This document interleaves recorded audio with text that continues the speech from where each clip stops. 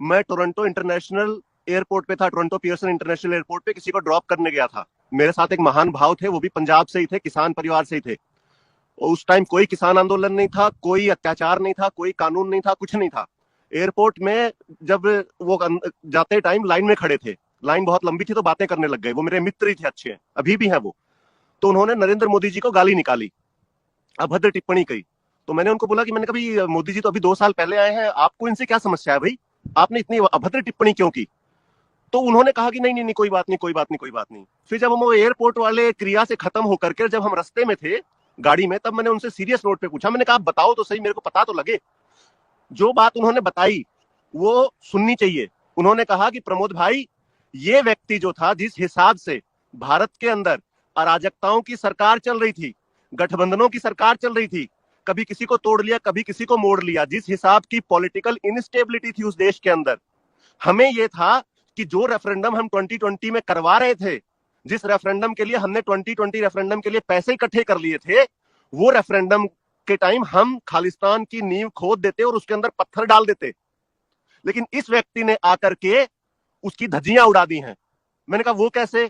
कह रहा इसने भारत को एक पॉलिटिकल लीडरशिप दे दी है, इससे हमें प्रॉब्लम है। मैंने कहा और उसने कहा कि इसने हिंदुओं को जातियों से ऊपर उठ करके और अपने देश के लिए और अपने राष्ट्र के लिए एक कर दिया है, इसलिए हमें इससे नफरत है। हमें इससे नफरत इसलिए है क्योंकि इसने इसने हमें एक परमानेंट डैमेज कर दिया है। मैं कहा जी परमानेंट कैसे डैमेज कर दिया? उस टाइम योगी आदित्यनाथ भी आ चुके थे मुख्यमंत्री के तौर पे। तो मैंने कहा जी परमानेंट कैसे? कह रहा है आज दुनिया के सामने सबसे बड़ी प्रॉब्लम यह है कि दुनिया के किसी भी देश के पास लीडरशिप नहीं है, चाहे अमेरिका लगा लीजिए, फ्रांस लगा लीजिए, जर्मनी लगा लीजिए। कह रहा है इसने ना सिर्फ भारत को 15-20 साल के लिए अपने नेतृत्व में एक लीडरशिप दे दी है, बल्कि इसने second line of leadership, third line of leadership, even fourth line of leadership भी तैयार कर दी है। जैसे कि अमित शाह, योगी आदित्यनाथ के अन्नामलाई जैसे लीडरशिप आ रहे हैं ना भाजपा के अंदर, और ईमानदार लीडर्स हैं। समस्या इस चीज से है, और समस्या सिर्फ इन भाई साहब लोगों को नहीं है जो ये बॉर्डर पे बैठे हुए हैं, शंभू बॉर्डर पे।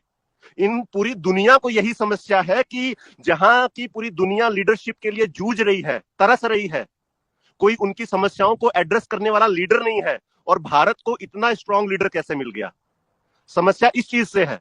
तो पर्सनली जो आम ये लोग नफरत कर रहे हैं, वो तो इस वजह से नफरत कर रहे हैं कि हमारे मंसूबों पे पानी फिर गया।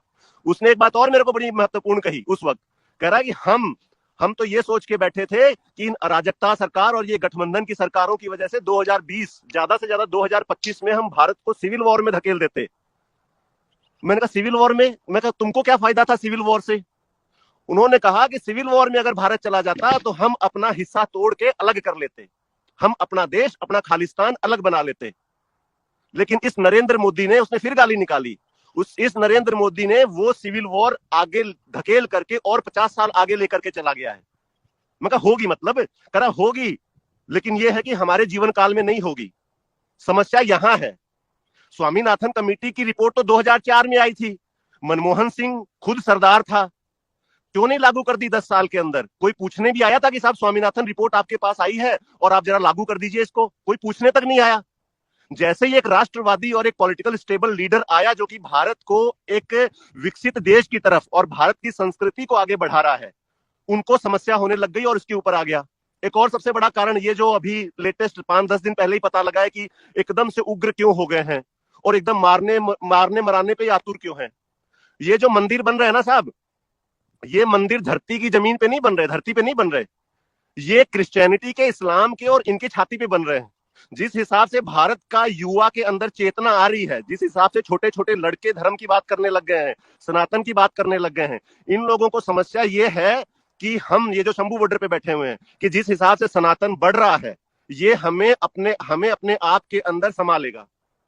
क्यों संभालेगा?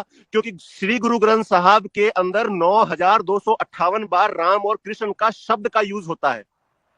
अब उस शब्द का यूज होता है तो उसके रेफरेंस में 2-2 4-4 लाइनें भी होंगी। कल्ला तो ये तो है नहीं कि एक शब्द लिख दिया यार बात खत्म। अब उस एक शब्द के ऊपर जब 2-2 4-4 लाइनों का रेफरेंस होगा तो 9000 को आप 4 लाइनों उससे गुणा करिए तो कितना मटेरियल उस पवित्र ग्रंथ में जो है वो सनातन को लेकर के दिया गया है। इनको ये है कि जिस हिसाब से सनातन का प्रमोशन हो रहा है, उस हिसाब से तो जो है हमारे लिए समस्या है। कारण ये है। एक और इनका मेन कारण ये है, हाँ जी बोलिए। नहीं, आप अपना कारण बताइए प्लीज, मैं अपनी बात बाद में पूछूंगा जी। तो पहला कारण नफरत का जो था वो सिविल वॉर को अवॉइड कर दिया। दूसरा कारण नफरत का जो है वो सनातन का रिवाइवल है। और वो सनातन का रिवाइवल सिर्फ भारत में नहीं है, वो सनातन का रिवाइवल पूरी दुनिया में है।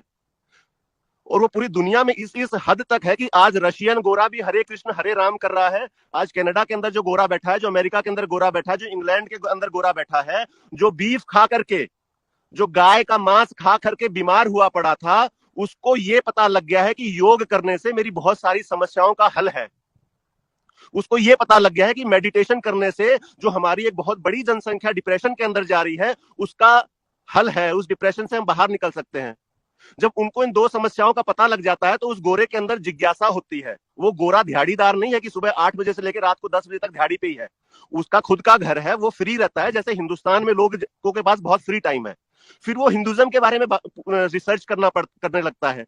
तब उसको समझ में आता है कि जो मैं अभी तक जीवन जी रहा था उसका तो कोई मूल्य ही नहीं था। जीवन जीने का द असली way of living life is Hinduism.